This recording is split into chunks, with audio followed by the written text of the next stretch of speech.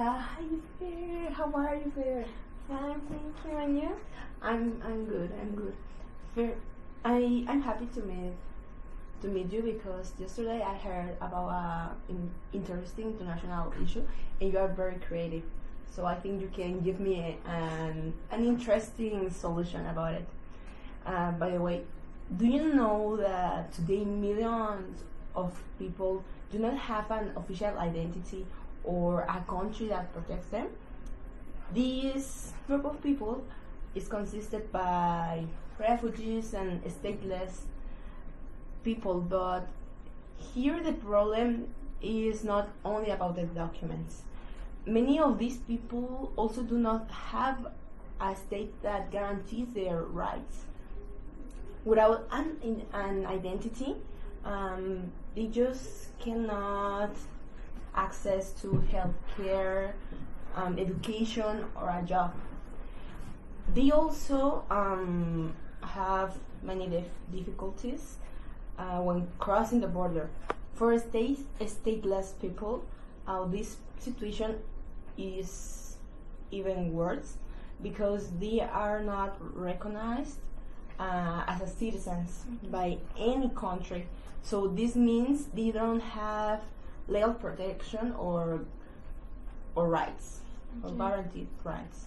So what do you think, Fer? Well, sorry to interrupt you first. Well, I think that this is where technology can offer a solution. Thinking what are you saying, technology can be a helpful solution because one idea is to use digital passport or global digital identity system. You know, like in your cell phone. Like a digital passport stores personal information online. Okay. But this also allows people to prove who they are even without a physical document. So I think that that's a great idea because it could help refugees like you say, access service, receive humanitarian aid, and move more easily across borders. So, like a fast solution. Like, oh my God, yeah, I am fair from like an application. I think more, but however, this solution that I think have challenges, obviously, because many refugees do not have access to internet or a smartphone. So yeah, also there are concerns about privacy and data security. Who controls it? Because I don't know if this app needs to be from the government because they are personal information, and also because yeah, a lot of people do not have cell phones, and more if you are traveling across borders, like if you are immigrant from I don't know Venezuela and you're trying to go to the U.S., like you are crossing a lot of borders, a lot of difficulties. So I think that maybe if you had a cell phone with you, you are going to be like a easy target to you get robbed. So I don't think that maybe this idea can work in Europe or in cross border that are more easily. I don't know if you are from Mexico and you want to go to US, maybe that's more easy. Like, but I also thinking that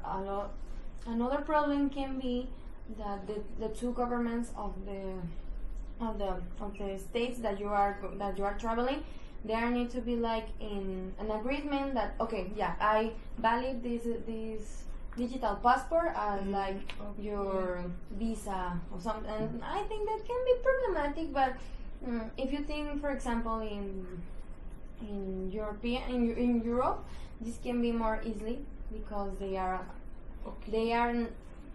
like this group of states that they are commonly in agreement. So maybe this can work in that way.